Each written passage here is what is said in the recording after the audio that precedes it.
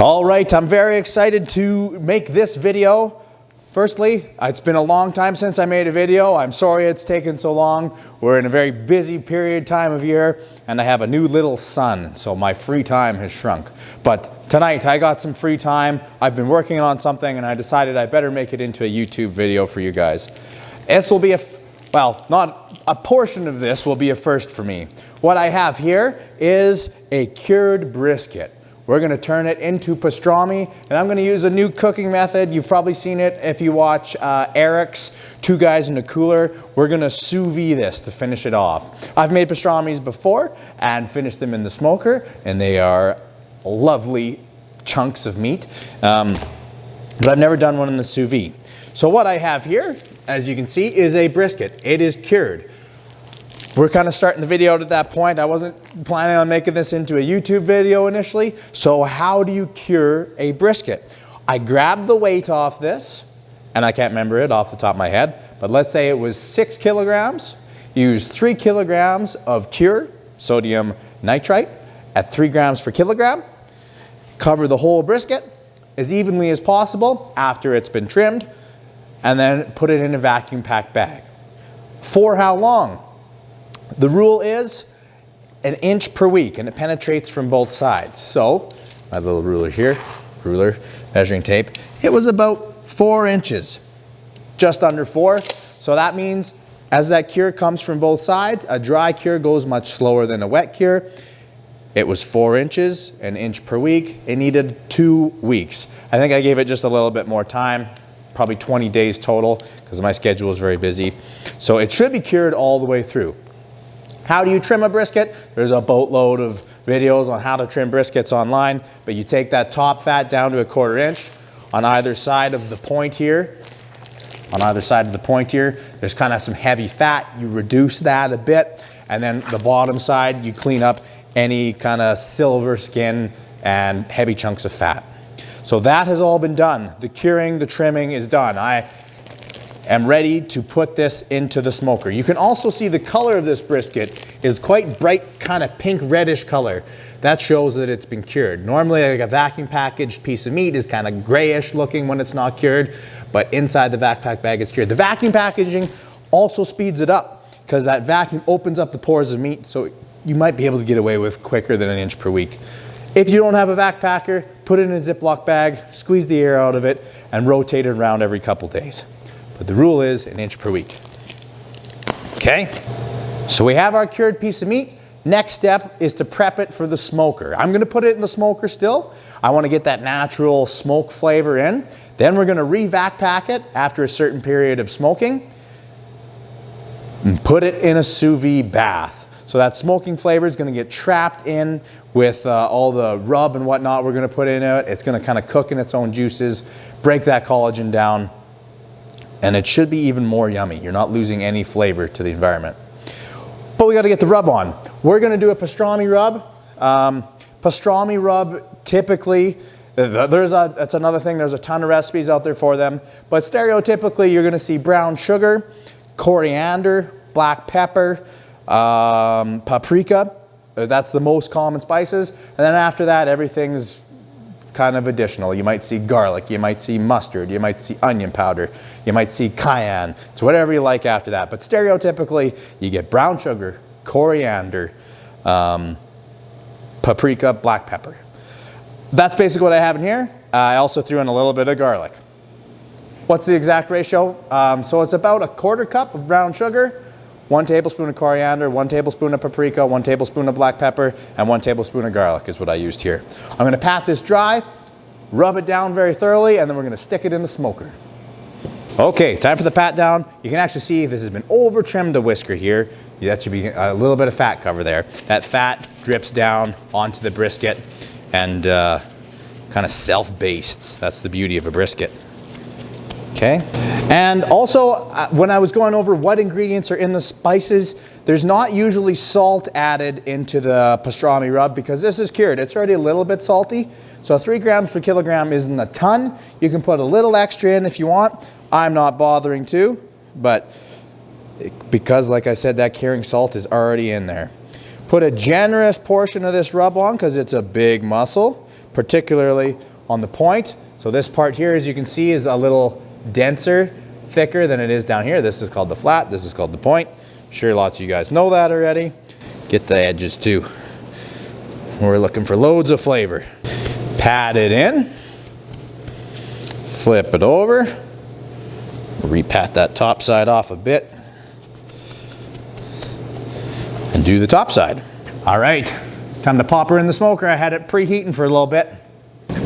Okay, we got the Pit Boss rolling still. So far, I'm still a fan of the Pit Boss. I haven't used it a ton, but there we go. Into the smoker at 225. It's not so much to cook it at this point. We're just trying to grab some smoke flavor. And I'm kind of going to shoot for 6 hours because they say, I've seen online, I'm not a big, barbecue competition guy or anything like that. I'm more of a sausage and butcher fellow, I would say. But from what I understand, you get about the maximum amount of smoke absorption between that 4 and 6 hours. After 6 hours, you're at the point of diminishing returns for smoke flavor, I guess. So we're gonna go for about 6 hours. Okay, so the brisket is on there grabbing some smoke flavor, and this is gonna be the little tool we're gonna cook it with. I'm sure everyone has probably seen this already, or if not, it is called a Sous Vide Machine. It's basically a little heater you plop into water. It circulates water around at a certain temperature, and it's used for cooking meats slow and low. That slow and low breaks down collagen and makes meat tender. That's what you're trying to do when you're cooking a brisket. You're cooking at 225 and all that collagen starts to break down as that brisket hits 185 and it gets more tender without losing its moisture content.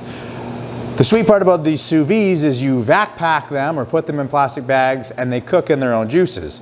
So for an extra lean cut, like an inside round or something like that, you could sous vide the whole inside round for a very long time and have a tender cut. So that's what we're gonna do with the brisket. We hope to cook it in its own juices and make it very tender. Also, I wanna say thanks to you guys who watch, because I'm able to get this when you guys buy stuff off of the links down below, and or you click on the link and you buy anything on Amazon. Amazon sends me a couple cents and I get a little check at once or twice a year, and I'm able to get some stuff for making things in the video. So that's how I got this, so thank you guys. And we're gonna open it up, check it out. I didn't do very much research. I just bought like one of the first ones off of the page on Amazon there. So I'll put the link down below. Comes with a little cookbook. And big machine. There we go. So it's got a little clip on it. We're gonna clip that onto the side, and actually it comes off. So I actually have a plan. We're gonna build our sous vide cooking chamber in this episode while the brisket's cooking. But here it is, simple little machine. You just plug it in, like this little digital display that'll come on here, and we'll get cooking our brisket. Okay, now we're gonna make our sous vide water cooking station. I picked up a Coleman insulated cooler at Canadian Tire, which I don't think you guys have down in the States, for 20 bucks, which is pretty sweet during this inflation period. But it's gonna work awesome. It's gonna keep the water nice and warm. So all I'm gonna do is cut a hole in the top of it. Oh yeah, just the perfect hole saw size kit. Right over on this end here.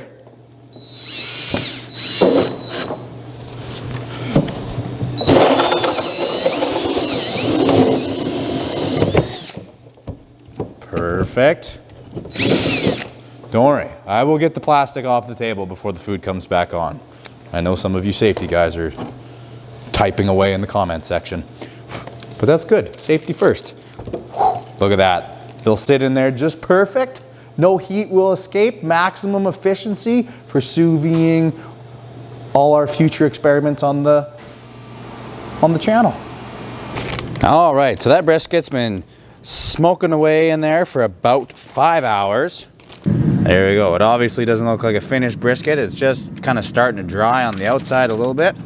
So we're gonna grab it, put it in our vac pack bag here, and then get it into the sous vide.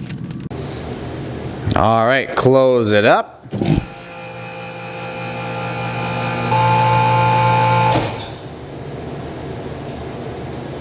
And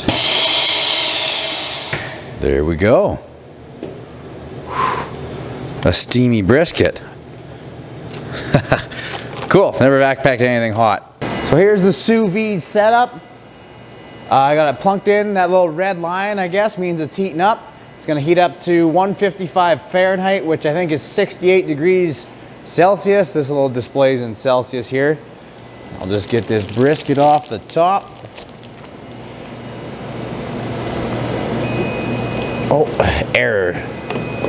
All right, and there it is, full of hot water. Been heating up for a while. Don't worry, machine, I'll get you back in the water. It's beeping at me.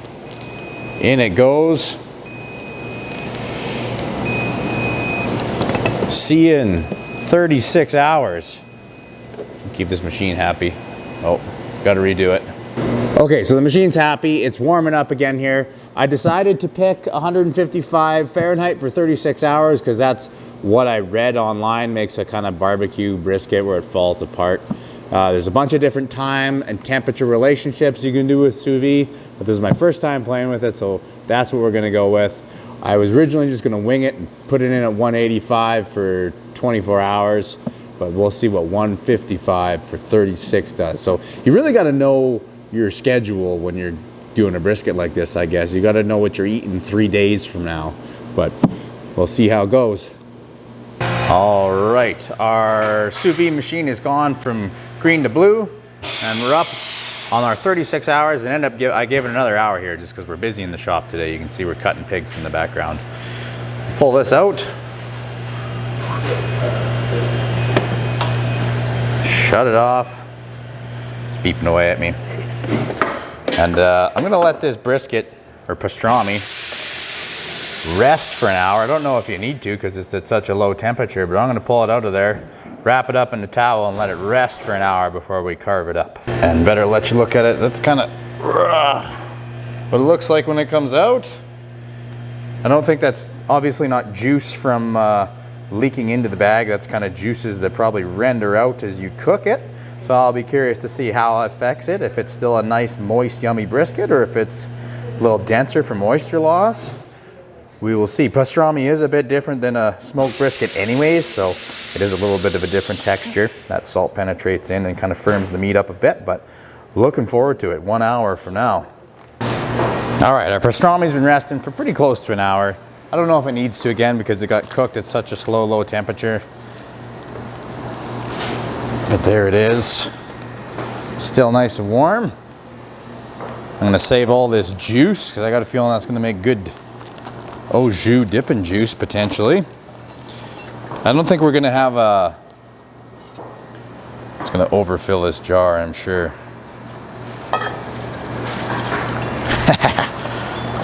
I don't think we're gonna have like a nice crust on it by any means because it's been cooked in this juice for so long, but oh, it's gonna be close. It's gonna be close. We have our au jus saved.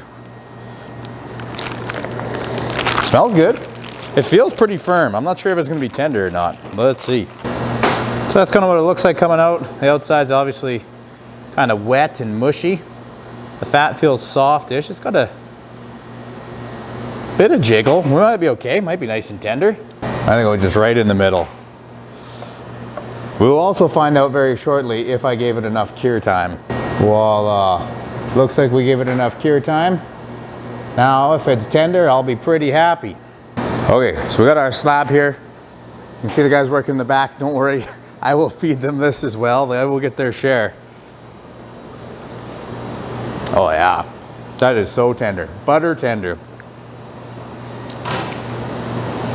And lots of flavor, lots of smoky flavor. I would give that 2 way big thumbs up. I don't know if you've seen on the cutting board, I have some rye bread, sauerkraut, and mustard. We're gonna make some Reuben sandwiches, and you'll get the review from these guys if you don't believe me in just a second. Let me make some sandwiches and see what they think. Start the construction of a beef Reuben. Nice piece of rye bread from the Wild Rose Bakery. All right, a lot of ways to make a beef Reuben. I like to do shot of mustard, some homemade sauerkraut. All right, and then sauerkraut, mustard. If I had mayo or Thousand Island, I'd put that on there. You would think I would have mayo or Thousand Island since this was cooking for 36 hours. I would have had time to go get some. but I didn't. Slice it nice and thin, or you can go thick. It's like, it's so tender, you can cut it thick or thin. Give these hardworking people a good dosage of meat. Alrighty, get the cruise review. There's au jus to dip it in there, guys. Help yourself to a big Reuben. Not bad. Maybe if things go well on YouTube, we'll be able to afford a toaster for the next episode. And some mayo. And what? And some mayo. And some mayo, yeah. Yeah, get that dip in there. All right, 3, 2, oh. I'm gonna try it without first. 3, 2, 1.